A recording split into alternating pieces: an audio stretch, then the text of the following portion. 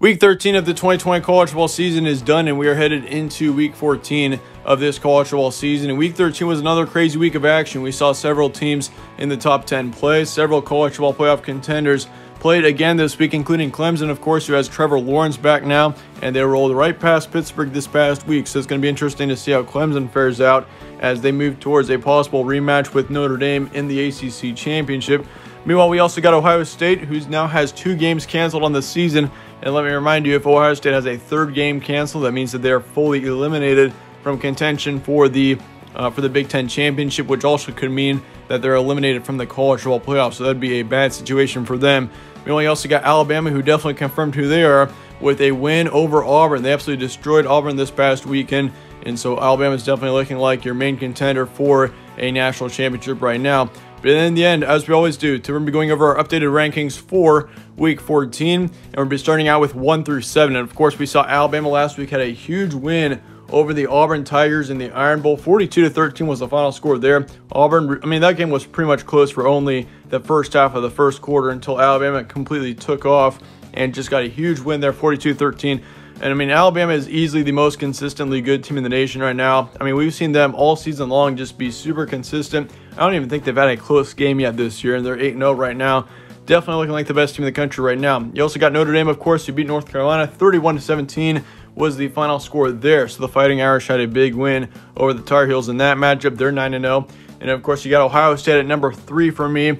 And of course, they did not play this week. Their game against Illinois canceled due to COVID positives within the Buckeyes team. So we will not be seeing, or we did not see Ohio State play this week. And there's a chance that we don't see them play next week either, which let me remind you once again, if Ohio State does have another game canceled through the next couple of weeks, that means that they are eliminated from contention for the Big Ten Championship, which would be good news for Indiana, but for Ohio State, that'd be really bad news because that pretty much eliminates Ohio State from possibly making it to the playoff. And let me remind you too, Northwestern lost this week, so that means that if Ohio State is unable to make it to the playoff because they can't play in a Big Ten Championship, that would also mean that the Big Ten possibly doesn't even have a team in the college football playoff, which would be a bad situation for the Big Ten, that's for sure. But Ohio State, they're 4-0 right now, looking like a good team.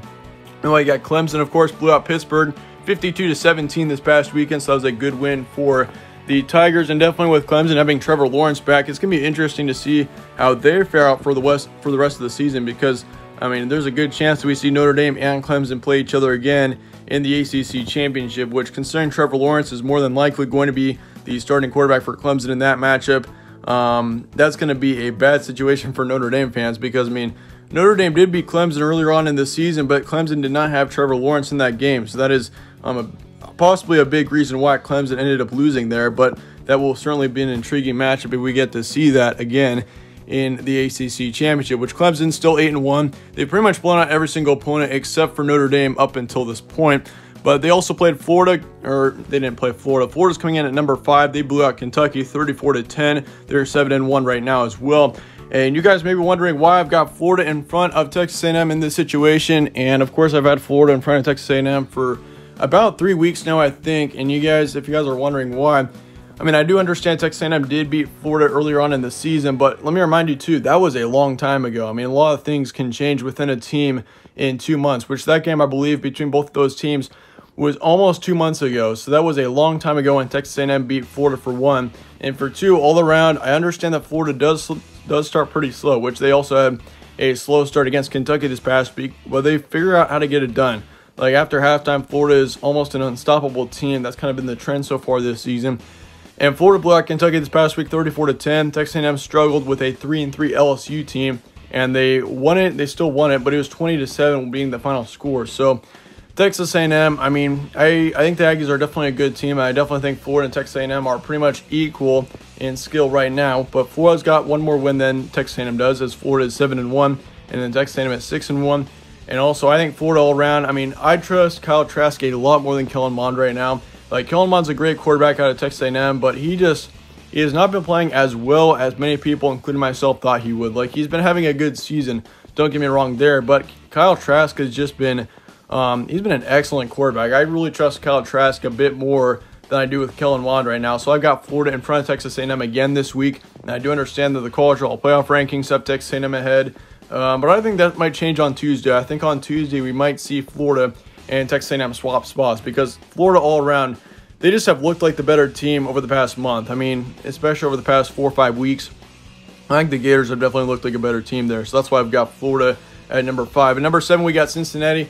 They had a bye week, and they're 8-0. Of course, Cincinnati, well, they were supposed to play Temple, I think, but that got canceled, so we will not be seeing that game. But Cincinnati's all around definitely looking like a great team. They're moving up 1 to number 7, and they're swapping spots with BYU. I did put BYU at 7 last week, but I think that was a little bit of an overreaction there. I'm moving BYU back down to number 8. BYU is definitely a great team. I think BYU is definitely being slipped on by the College Football Playoff Committee right now. Like, BYU is, I think, number 14 or number 15 in the first College Football Playoff rankings, which I think is honestly nonsense. I think BYU is definitely a much better team than a top 15 team. I definitely think BYU is at least top 10 right now. Like, I mean, they've blown up pretty much every single opponent, and you're going to say, oh yeah, their strength of schedule is terrible, which, I mean, I do agree, their strength of schedule is pretty bad, but BYU has blown out every opponent that they've played. You got to consider that. I mean, that's exactly what you have to do if you've got a weak strength of schedule. You got to be winning your games for 1, but for 2, you also got to be blowing out your opponents, which BYU has exactly been doing now. Like, they've only had 1 close game this season, and that was a really long time ago for 1, and for 2, I mean, they only have 1 close game. So, I mean, BYU is definitely a great team right now, and I definitely think that they're deserving of a top 10 position. Number 9, we got Miami. They had a bye week as well. They did not play, and they're moving up 1 after last week. They're 7-1. Indiana's coming in at number 10 after their win against Maryland. 27-11 was their final score there, and they're moving up 1 as well, and they're 5-1. And of course, Indiana, I mean, they did have that 1 loss to Ohio State a couple of weeks back, but once again, if you look at that Ohio State game, they kept it really close against the Buckeyes there, as Indiana did. So I think the Hoosiers are definitely worthy of a top 10 position right now, which Georgia's coming in at number 11, and they of course blew out South Carolina. 45-16 was the final score there, and they're moving up 2 this week. They're 6-2, and it kind of surprised me when we saw Georgia be ranked as high as they were in the College Football Playoff rankings, because I mean, Georgia's a great team. They've got a ton of talent, no doubt about that, but the thing is that Georgia's a 2-loss team, and I don't think a 2-loss team is quite worthy of a top 10 position quite yet. Maybe in a couple of weeks, but not right now. Iowa State's coming in at number 12. They beat Texas 23-20. Good win there for the Cyclones. They definitely looked like the top 15 team there. And they also move up 2 after last week, and they're 7-2. So Iowa State's looking like a big contender for that Big 12 championship right now. I definitely think Iowa State is a team that could win a title this season. We also got Oklahoma at 13. They did not play this week. They're 6-2. And the main reason why I've got Iowa State and Oklahoma in the positions that they are, which I do have Iowa State in front of the Sooners here, is mainly because, I mean, Iowa State did beat Oklahoma earlier on in the season, and Iowa State's had a couple of better wins than Oklahoma has. Like, Oklahoma's on a roll right now, and if Oklahoma continues to blow out opponents, I'll probably put them ahead of Iowa State. But for now, I'm just going to keep the Cyclones ahead of the Sooners as of now. USC is coming in at 14. They did not play this week. They're moving up 2 positions, and they're 3-0. Coming in at 15, we've got Wisconsin. They're moving up 3 positions after last week because we saw several teams between 10 and 15 have losses this week. So Wisconsin did move up through their bye week, and they are 2-1. Of course, they were supposed to play Minnesota, but that game got canceled, so we did not see Wisconsin play, but they're coming in at number 15. 16 is going to be Oklahoma State. They beat Texas Tech 50-44. That was a shootout between both of those teams. It looked like Texas Tech possibly was going to come back and win that game for a second there, but Oklahoma State held on, and they got the win. They're moving up 4 to number 16 this week. They're 6-2.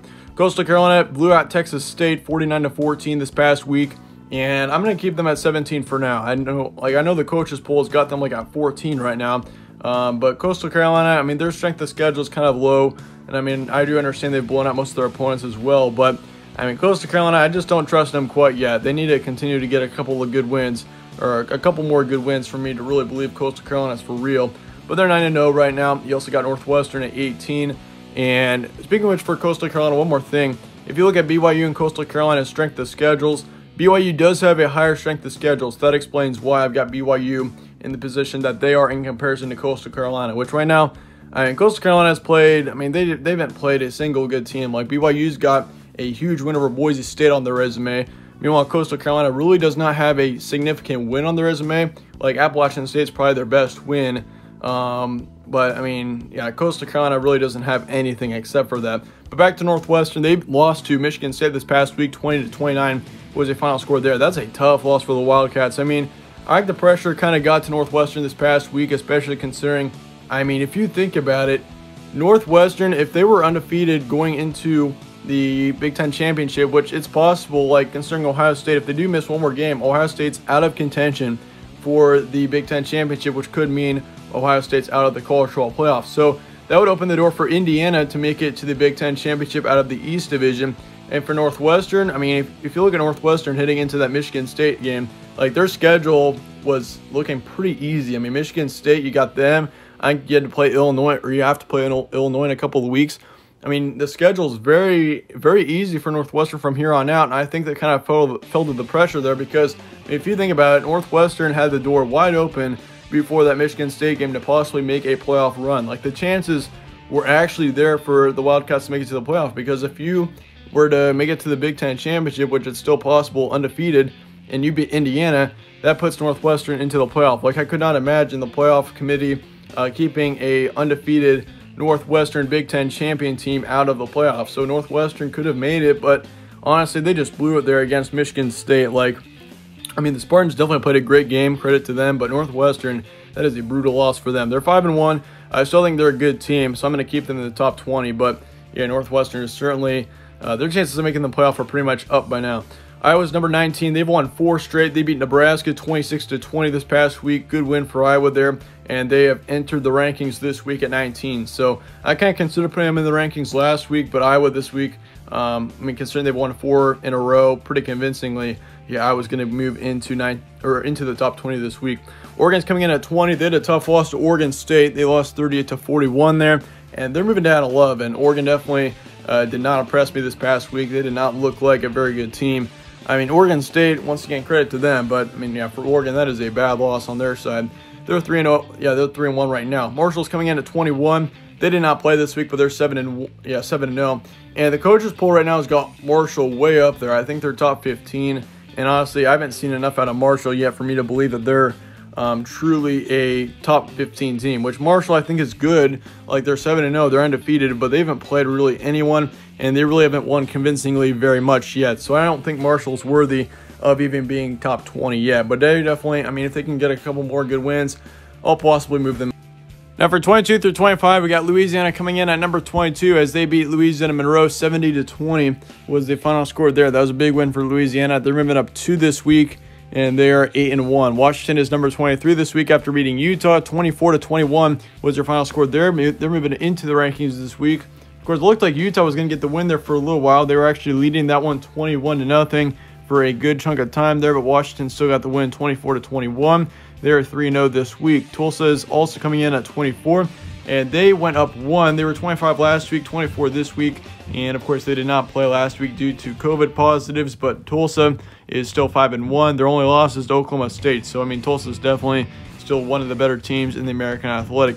We got Colorado at 25 as well, and they beat San Diego State 20-10 was the final score there. They're moving into the rankings, and they're 3-0. And of course, Colorado really, I think a lot of people are sleeping on this team right now. I mean, I know they're 3-0, and they've only played 3 games, but I mean, they beat UCLA, which UCLA is a pretty good team right now. They're 2-2, and then they also beat Stanford, who's a decent team, and then they beat San Diego State this past week. So all around, Colorado's a pretty good team. So I mean, I think Colorado definitely deserves a spot in the top 25 here this week. But for your first 5 out, we got Liberty at 26, Auburn at 27, North Carolina at 28, Texas 29, and then Missouri at 30.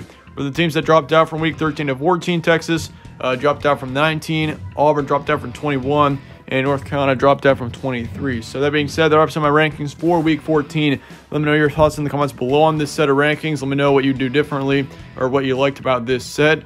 Yeah, just let me know in the comments below. And also slap a like on this video if you enjoyed it and if you thought these rankings were good, as it really helps out the channel, and I'd really appreciate that. But as always, thanks again for watching. Stay tuned for more from All Sports Central. I'll see you all later.